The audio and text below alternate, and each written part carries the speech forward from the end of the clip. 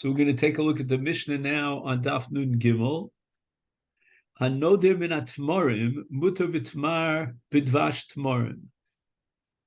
So according to the Tanakama that we're learning now, that which comes out of the tmorim, which is called dvash tmorim,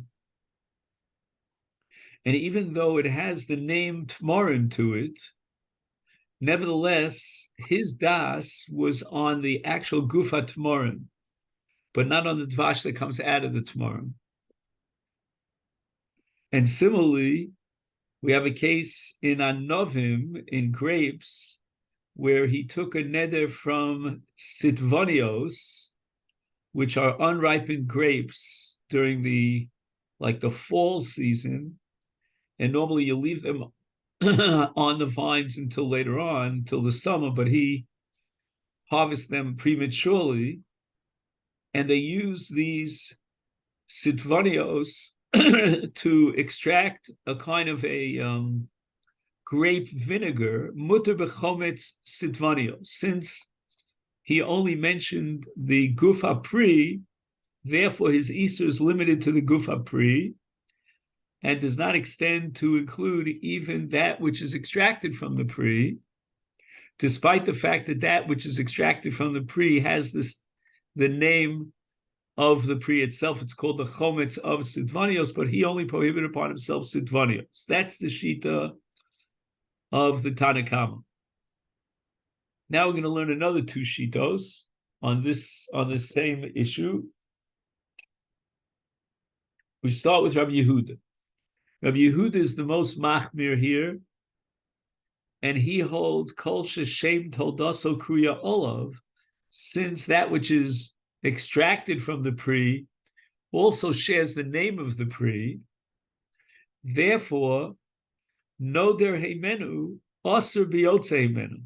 When a person takes a neder from the pri, then he's not limited in the isur. The scope of the isur includes also that which is a tolda of the pri, because it has the name of the pri on it. So, for example, when he takes a neder enjoining himself from tmorim, it includes even dvash tmorim. And if he takes a neder enjoining himself with sitvonios, that includes even the chometz of the sitvonios. And then we have the chachamim shita, chachamim atirim. The chachamim are going to be the most mekil, and the Gemara is going to analyze the shita of the chachamim. So again, we should not identify the Tanakama and the chachamim. They're two different shitos. The Tanakama is going to have the middle of the road shita. So that's what the Gemara immediately analyzes here. What is the difference between the chachamim and the Tanakama? Tanakama, chacham hainu Tanakama, it would seem that they're identical, because the chacham matir the yotze min pri, even though it shares the same name as the pri, and the Tanakama likewise, and the chachamim likewise were matir. So we have the chacham at the beginning, at the end of the Mishnah, and the Tanakama at the beginning of the Mishnah, and they both seem to be saying the identical thing. They have the same position. And now the Gemara is going to come up with a possibility of a more extreme position lakula, and that's going to be based on Rav Shimon ben Elazar. Ika beinayu hadod Tanya. The difference between the Chacham at the end of the Mishnah and the Tanakam at the beginning of our Mishnah is with regard to the principle of Rav Shimon ben Elazar. Klal zeh Omer Rav Shimon ben Elazar. Rav Shimon ben Elazar formulated the following principle: Kol shedarko lechol. Any pri that you eat, in other words, eat the gufa pri, and not only that, but derech hayotzi menu lechol, you also eat that which you extract from the pri.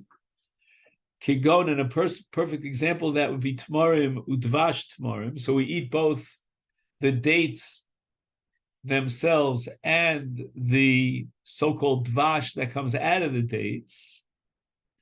Is then, says Reb Shimon ben Elazar, Nadar bo asur Now here you have to add another word here, af biyotze mimenu. If you took a neder and you only mentioned the pri itself, then since you eat not only the pri, but we generally eat also that which is extracted from the pri, therefore the neder includes that broad scope of both the pri and that which you extracted from the pri. So therefore, Asur biyotze mimenu. In addition to being Asur in the pri itself, he's Asur in that which comes out of the pri. Hanoder meyotze mimenu. Now in the flip case, he took a neder on that which is extracted from the pri. Asur bo, he's prohibited not only in that which comes out of the pri, but also bo in the gufa pri. So generally speaking, we could summarize the first principle, the ratio of Reb Shimon Elazar. So whenever you eat, generally speaking, you eat both the pri and the yotzim in a pri, then the neder includes both the pri and the yotzim in a pri. Now we have the seifa. Kol she'ein darkol lechol. People don't eat the pri itself, but rather derech hayotzim menu lechol. They usually only eat that which is extracted from the pri. And the example of that is sitvanios. People don't eat the sitvanios. I guess they're very bitter because they haven't ripened yet on the vine. They're premature.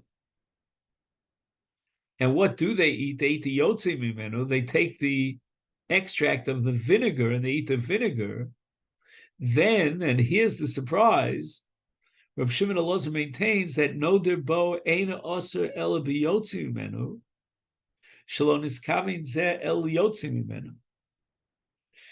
That even though he took a neder mentioning the pri itself, in this case the sitvanios, nevertheless he's not asur in the sitvanios. He's only asur in that which is generally eaten, which is the chometz that is extracted from the sitvanios. Because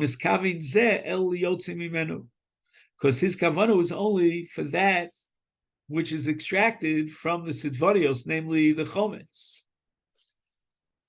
So based on this principle of Reb Shimon Elazar, we can answer our question, what's the difference between the Tanakama at the beginning of our Mishnah and the Chacham at the end of our Mishnah?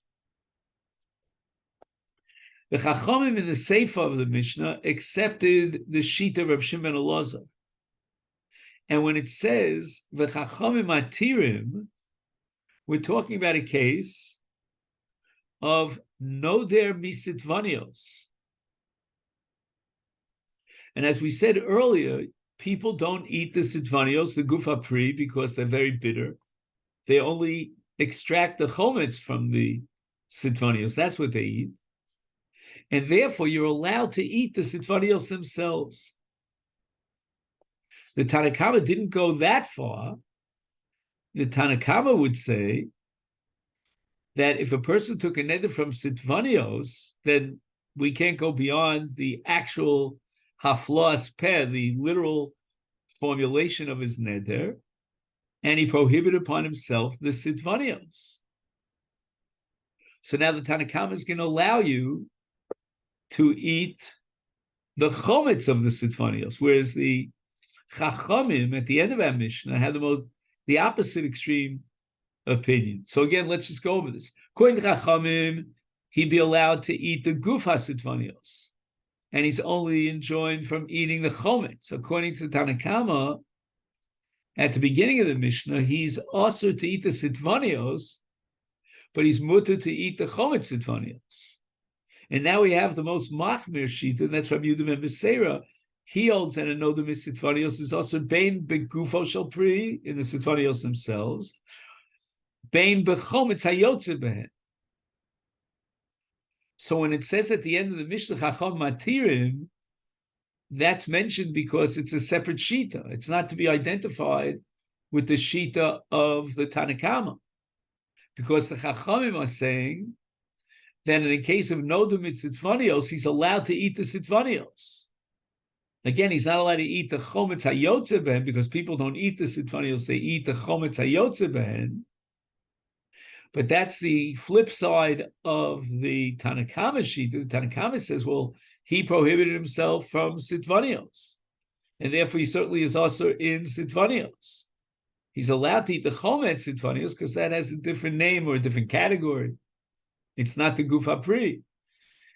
And the Chacham also disagree with Rabbi Yehuda ben Beseira, who says that not only is he also in the chometz, but he's also in the sitvanios. So we have the three shitas in our Mishnah.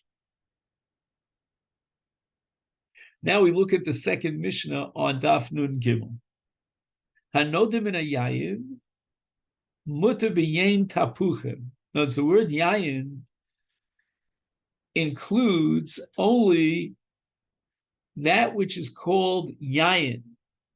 Anything that has what's called a shem levai, meaning you have to add another, so to speak, adjectival title to it. You have to add yain tapuchim. That's not considered yain. That's yain tapuchim. It has a shem levai. It has an additional word in its name. Another example. He took a neder not to benefit from shemen, min hashemen, mutar v'shemen, shum shemen. No, shemen basically does not include shemen, shum shemen. You could derive shemen and extract it from many different substances. But all those substances have to be mentioned in the name of the shemen. It's a specific type of shemen, shemen, shum shemen. So you can get sesame oil. But he took a neder on shemen, and stam shemen is not shemen, shum shemen. Shemen, shum shemen, because it has a shem levai, is a separate category. Another example. He took a neder min advash. Dvash comes from bees. Mutar v'dvash tmorim. You can derive dvash from dates, and that's also called dvash, but it needs the shem levai of tmorim. Another example, min chometz. He took a neder not to eat chometz. Mutar v'chometz sitvanios. Again, you can derive chometz from these unripened grapes, but then you need that shem levai to describe them as chometz sitvanios. And he took a neder on chometz. Another example, minakration, which is some sort of a leek, a karti, mutar b'kaflotos. Kaflotos are a specific type of karti that grow in Eretz Yisrael. In the footnote here, he says they're very small. I'm sorry. The regular classic karishin are very small, and kaflotos are gigantic.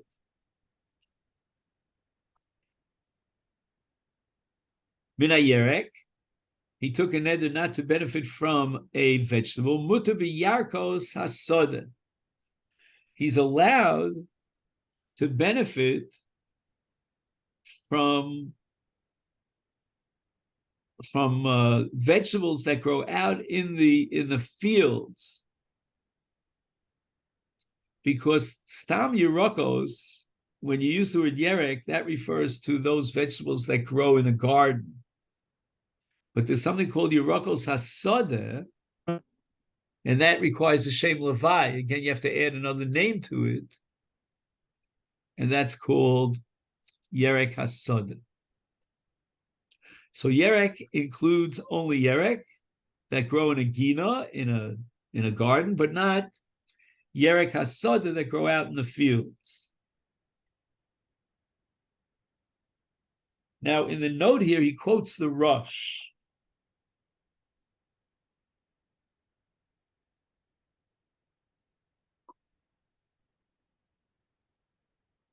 He says the following. Tam zeshu shem levai, this underlying principle that the neder does not include something that requires a shem levai, misparish al kol dinei Mishnah, refers to all the cases in the Mishnah. Now, this is not so simple. The Ran disagrees in the case of kaflotos. Kaflotos has nothing to do with Shem Levi, says Naran, but rather it's not included under the name Karishin. It's a separate genus, a separate status.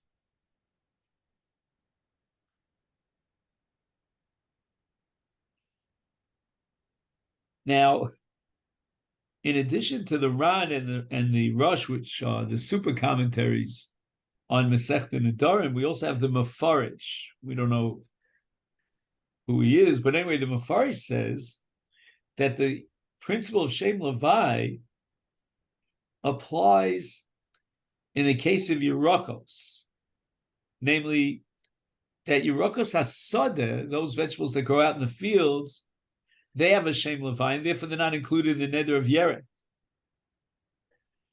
But in all the other cases in the Mishnah, that extra category has its own name, and it's not included at all in the original name. For example, according to the Mefarish, Yayin comes from grapes, or Dvash comes from bees, and Shemen comes from the olive tree. And Chometz is a kind of a Yayin that was machmitz, and so forth and so on. The Gemara says the following: Tanya, we learned in a brisa, hanoder min hashemen. If a person takes a neder that he won't benefit from shemen, if he took this neder be'eretz Yisrael mutar b'shemen shum shemen, because in Eretz Yisrael they use olive oil and not sesame oil. So when he said, I am taking upon myself a neder not to benefit from shemen, he meant olive oil. Also b'shemen tzayis. However, b'Bavel, when they talk about shemen in Bavel, they don't refer to olive oil, but rather to sesame oil. Also b'shemen shum shemen. In Bavel, that's what they used. They used sesame oil. So stam shemen is shemen shum shemen, mutar b'shemen zayis. They didn't use olive oil in Bavel, and if he took a neder not to benefit from shemen, then he didn't mean shemen zayis, but rather he meant shemen shum shemen, the exact opposite of Eretz Yisrael. Makom shemestapkim zeh umizeh asu bazeh ubazeh. If you have a location where people use both oil that comes from zayis and oil that comes from shum shemen, then his neder includes both. The word shemen now includes both shemen zayis and shemen shum shemen, olive oil and sesame oil. So the Gemara asks Pshita, isn't this something that we could have known on our own without the brisa? What was the brisa coming to Mechadish? If we use both in those locales, both oil coming from olives as well as oil coming from sesame, then it's simple that the word shemen means both. Right. Right? You come into a store and you order shemen, so he says to you, okay, I mean, would you prefer shemen zayis? Would you prefer shemen shum shemen? Lo tzricha. What was the case that the brisa was addressing to be machadesh, that he's also in both shemen zayis and in shemen shum shemen? The ruba min chad mistapkin. It's a case where most people use one of those various oils. It's only the minority of the people that use the second category, the second sort of oil. So l'chora, at this point, I would say that azlin basar ruba, and that which is a miut is not included in his neder. Ma'odetema ezel basar ruba. He's only going to be also in that category of oil, which is generally used by the majority of the people. Okay, now we have to face this challenge. So why don't we rely on rope? Safek Yisur l'chumra. Now wait a second. Safek Yisur l'chumra has nothing to do with this Gemara at all, with this halacha, because Safek Yisur l'chumra means I know that there's Yisur here, but I'm not sure where it is. Is it this piece? Is it that piece? Is this to be identified as Isur, or maybe this is Heter, maybe it's Shuman, right. and it's not Chelev. But here we're talking about a whole different thing. We want to know what he had in mind. Either he had in mind the Rove, or he had in mind the Mute. And since we don't know what he had in mind, we have to assume he had in mind the Rove. So what are you going to tell me, Safek L'chumra? What do you mean Safek L'chumra? What kind of Safek L'chumra is it? So he writes here, since we don't know, perhaps when his when he took the neder, his intention was for that which the minority of the people use for oil. Therefore, aserba.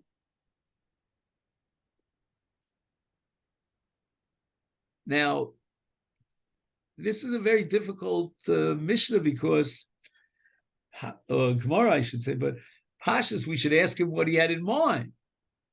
No, we're not going to ask him what he had in mind. We're going to force upon him an Isur Neder on all types of Shemen, because the minority of the people also eat Shemen, and maybe you had in mind even that minority use of Shemen.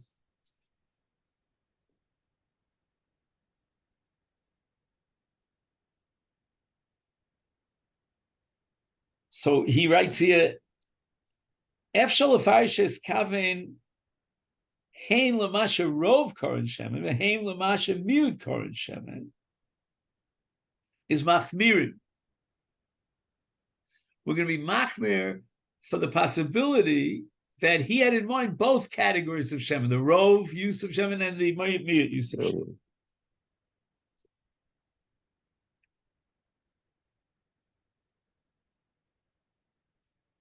Comes along the Beis Yosef in Yeridea Siman Reish Ches, and he says we're talking about a case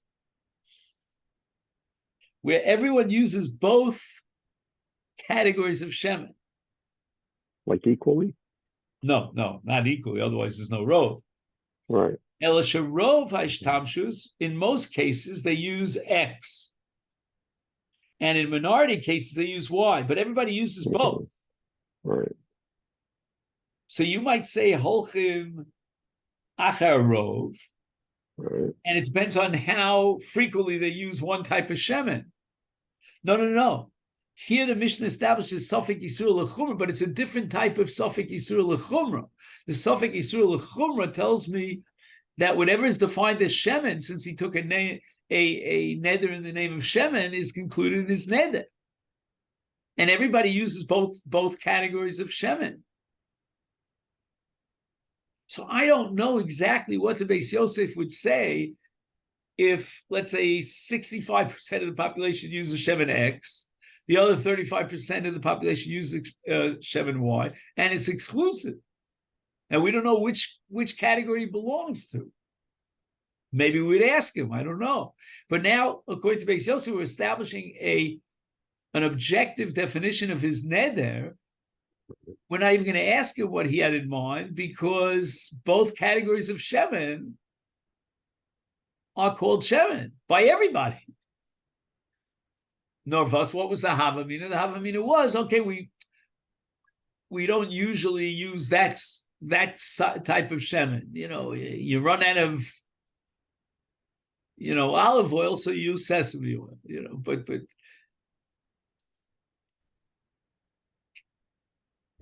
okay.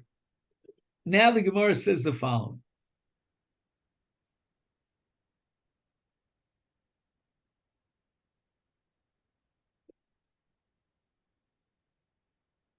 Hanoder mina yerek. Okay. Now we're getting back to the sugya of Shemitah that we touched on earlier in the previous parak. And we say the following: V'shar shnei shavua, if it's years 1 to 6 in the Shemitah cycle, osur b'yarkos hagina umuter b'yarkos hasod. This is what we said earlier, that yerek stam means a yerek that grows in the garden vegetables, as opposed to yerokas out there in the fields. So Yerokas Hasoda not included under Yerek, which, as we said before, would be a Shem Levi. If you want to describe the Yerek of the Soda, you'd have to add the word Soda.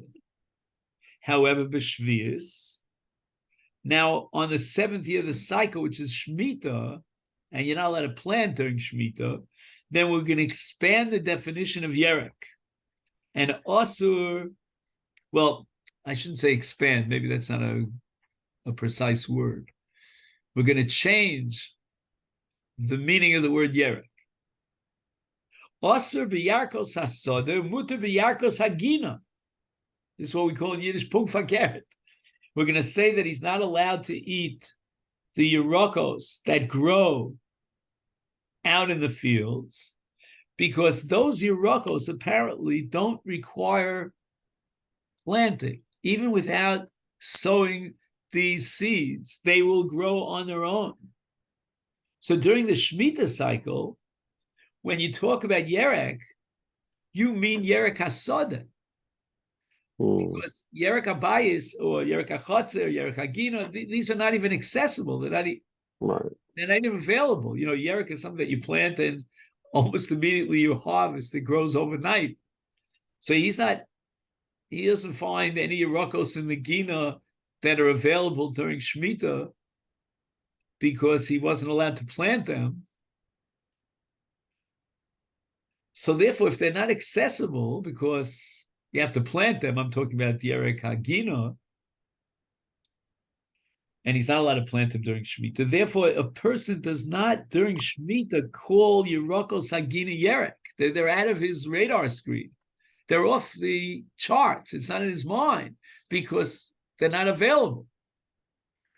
It's like, let's say, all right, I bought the other day Japanese yams. Okay, so you can go here across the street here on Grand Street, and you can buy Japanese yams. But let's say, just theoretically, you couldn't get Japanese yams here. You'd have to go to Japan to buy them. So in that case, if I said yams, I wouldn't have in mind Japanese yams. They're not even accessible. Right. During Shemitah, Yerokos of a Gina are not accessible. Because how could you possibly have planted them and harvested them during Shemitah when there's an Isizriya? Those Yerokos that grow on their own without planting, like out in the Sada, those are the Yerokos that are available during Shemitah without any violation of the Isser Zriya and Shemitah. So obviously, on the Shemitah year, the same word Yerek means the exact opposite of what it meant the previous year and the previous 6 years, because in the previous 6 years, Stam Yerek means Yerek Hagina. And Yerek HaSoda has a Shem Levi, so it's not included in the word Yerek. But on Shemitah, everything is just upside down, because on Shemitah, we ask the question, what are the Yerachos that are within his his Dalet Amis, that he has access to, and we come to the conclusion it's Dafka Yerek HaSoda, which grow without Zuriya.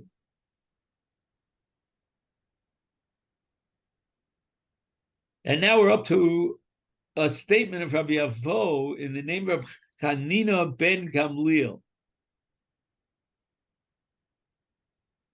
And what is that? So Rabbi Avo that we're about to learn now is going to analyze this brisa about Shemitah, that during Shemitah, he prohibits himself dafka in Yerek HaSoda, not Yerek HaGina.